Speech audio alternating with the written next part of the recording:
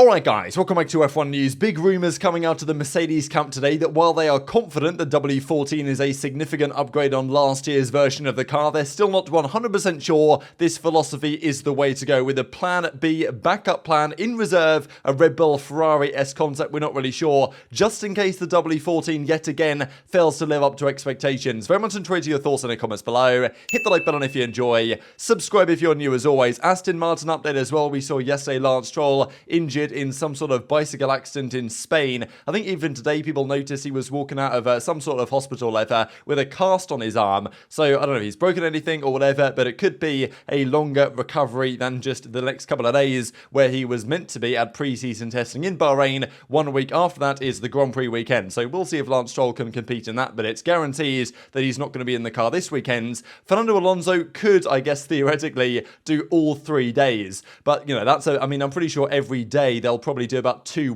Grand Prix worth of distance potentially. So, you know, Alonso to do 6 Grand Prix over 3 days might be a bit of a challenge. So what they're going to do instead is bring Felipe Drugovich into the car for Lance Stroll. Of course, he was the F2 champion from last year. Maybe not the ideal guy, just because you probably in an ideal world want someone who had experience driving last year's F1 cars. So you get a good maybe comparison there between kind of, well, knowing at least what they felt like last year, what they feel like this year, this type of stuff. So maybe not ideal, but cool opportunity for Drugovich nonetheless. Whether Drugovich is a direct replacement here for Stroll during the weekends, or whether Alonso will do like a little bit more, so 3 days of running, right? Maybe he'll do slightly over half, maybe he'll do 2/3 and Drugovich will do the rest. I don't know, I guess we'll see. Most teams, of course, are splitting it 50-50 between their main drivers, but if Stroll is injured and can't get in the car, Drugovich is going to be the replacement. Also here in Bahrain, you can see the McLaren MCL60 hitting the track for the first time, so they've done some test runs and stuff. This I thought was pretty funny actually. If you guys notice here, the side of the cars where the floor elements might be visible,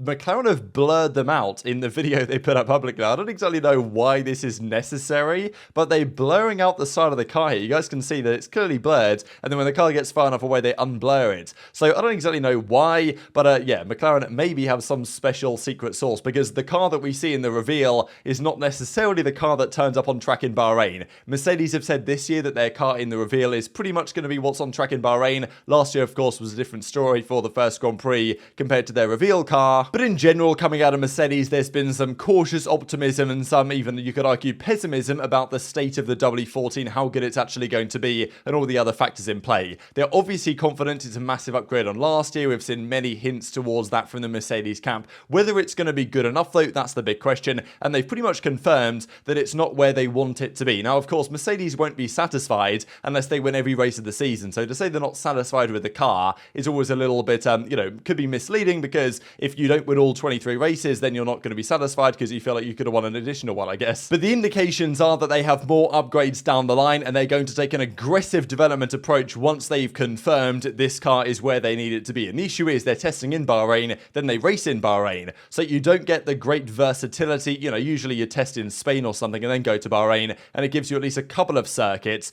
to get more of an idea of how the car performs elsewhere. That was the Mercedes weakness last year, that it was great at some tracks. I mean, even Spain early on, certainly Zandvoort, Silverstone to a certain extent, and towards the end of the year, Brazil and even Mexico, high downforce tracks, they were doing rather well. But other ones, they struggled massively. So it seems that Mercedes want to ensure that their car is working as intended and aligns with what they see in the simulator before they then take the next step. So Toto Wolff has said very bluntly that there are further additions to the W14 ready to go in the factory, that they are going to bring. The current version of the car they have is not going to be the car they have, maybe even in Bahrain testing, but certainly over the first few races they'll bring new parts to the car. And Hamilton even mentioned when they revealed it that they've addressed many of their weaknesses, but some are still yet to be addressed. So that's the thing, Mercedes starting from such a further back point than Ferrari and Red Bull means it's going to take them longer to catch up. That is just how it is. There was clarification in this article as well that the issue they had on their kind of brief testing day, or their like 15k shakedown before they did the 100k filming day, was not a misfire. It was merely an incorrect installation of the power unit. So they've kind of shut down all those rumors that there was no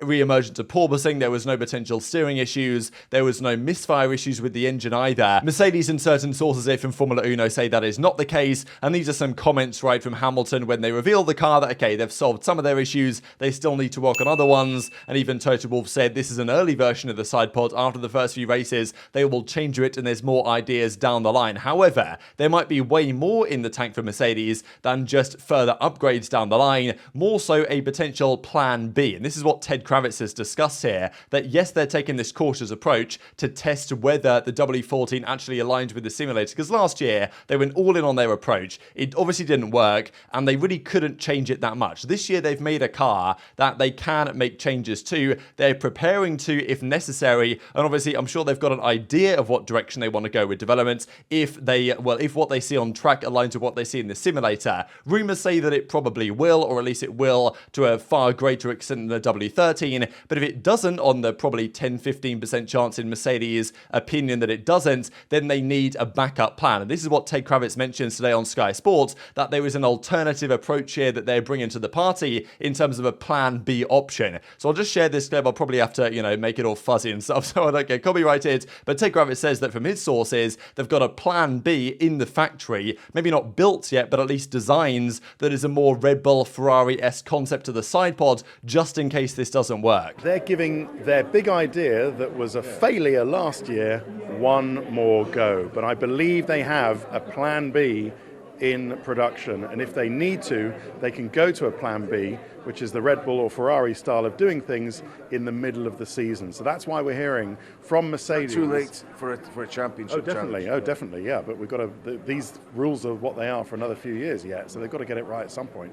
But at the moment, they're saying, look, we think we've got a proper handle on what went wrong last year. We still believe that our way, unique in the pit lane, of having very slim side pods is the way to go aerodynamically. And anyway, they say most of the downforce is generated by the floor, which you can't see. But they're saying don't expect anything too soon.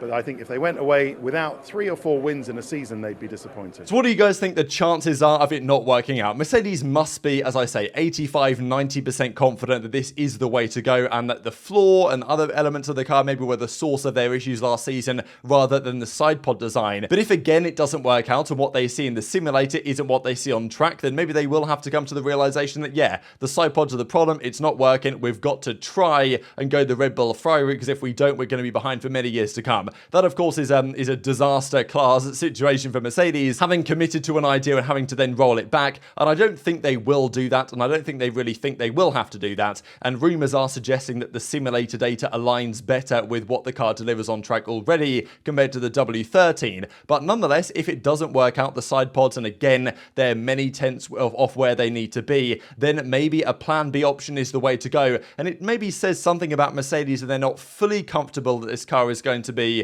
where they think it needs to be, because would they have committed additional resources to developing a plan B just in case? Because, that costs you time and therefore money out of the budget cap to do so. Even if it hasn't been built yet, they've at least invested the time in creating a potential concept they could run as a plan B option. That's taking time and development resources away from pushing the car in the direction they want to go. So they may be just giving 90% effort to where they think they're going to need to go, and then maybe 10% effort just in case it goes wrong. And I think you can see this potential willingness to make a change in what Craig Scarber points out here. So what he mentions is that this part of the car at the front of the side pods last year was bonded directly to the actual monocoque itself. This year, though, it's an entirely removable bodywork panel. Now, part of this is probably because Mercedes and Toto Wolff have said that they are going to make additional changes to the side pod over time, but this part of bodywork is entirely detachable, whereas that was certainly not the case last year. So they've maybe developed their car in such a way that changes to this part of the car are possible, just on the off chance that this is actually necessary to change their design philosophy. Now, I don't imagine it will be. I don't really think Mercedes think that it will be, but I guess they want to just be a little bit more kind of cautious than they were last year when they went in all guns blazing with the W13 concept, didn't work out, and they were kind of stuck for the rest of the season waiting for the W14. So they want to be sure they've got it right, and they're probably going to do 2-3 races at the start of the year because, Bahrain and Jeddah and Australia, all pretty different tracks in terms of what they require from the car at times. So over the first 3 races, they'll get a good idea. Does it align with what's in the simulator? Apparently, data collected from the shakedown they did at Silverstone aligns that it is a far more predictable car than a W13. And if that's true, then, and if the simulator aligns with the reality, then they won't need to use their plan B. But just the fact that they've got one maybe shows some degree of pessimism, or at least cautious optimism, within the Mercedes camp as it stands. But of course, Hamilton's very confident indeed. Here he is in the simulator at Bahrain. Well, not necessarily in Bahrain, but at least on the Bahrain circuit. It's hammer time, Lewis, let's go. And also wanted to mention as we go into testing here, some of the data, what it indicates over the last several years. This is, as F1 Fan 2004 puts together, the fastest team in testing over the last 12 or so years compared to where they eventually finished in the World Constructors' Championship. So let's just take it since the start of the turbo hybrid era in 2014. The team that was fastest in testing has never been more than, or never been lower than third in the eventual constructors position. And over the last 6 years, the fastest team in testing has been in the top 2. Now, 2016 to 2019, Ferrari were fastest every year and failed to deliver any championships, of course. Mercedes are fastest in 2015 and won. Mercedes fastest in 2020 and won. And the last 2 years, it's been Red Bull with the fastest car, and they won the Drivers' Championship in 2021, and they won both championships last year. So people say testing doesn't mean much, which is true. Testing doesn't tell you the whole story, doesn't give you all the information at all, and certainly looking at individual sessions doesn't really tell you that much. But by the end of the weekend, the fastest car there over the weekend is usually a pretty good indicator of the general pecking order for the season, especially because they do the test in Bahrain and then the race is in Bahrain. So certainly in terms of what we're expecting to see in race 1, testing starting in 2 days' time on Thursday will give a rather good indication. And the question is to me, how close will Mercedes be? I don't imagine they're expecting to be the fastest car, but if they can be within, 3-4 tenths of a second, I think they'll be relatively happy with that, given where they were last year, and then with the development plan they have to come in the future. So very much intrigued to your thoughts on all this stuff in the comment section below. Hamilton, though, very confident, very excited. Can't remember the last time I felt as excited to get in the car, even to test. So pretty interesting that Hamilton says that this is pretty much the most excited he's ever been to get in a car. Maybe because he didn't like last year's car so much, but also maybe because he has some confidence that the W14 is a massive step in the right direction. So very much enjoyed your thoughts in the comments below. Hit the like button if you enjoyed. Subscribe if you're new. Take care, and I'll see you next time.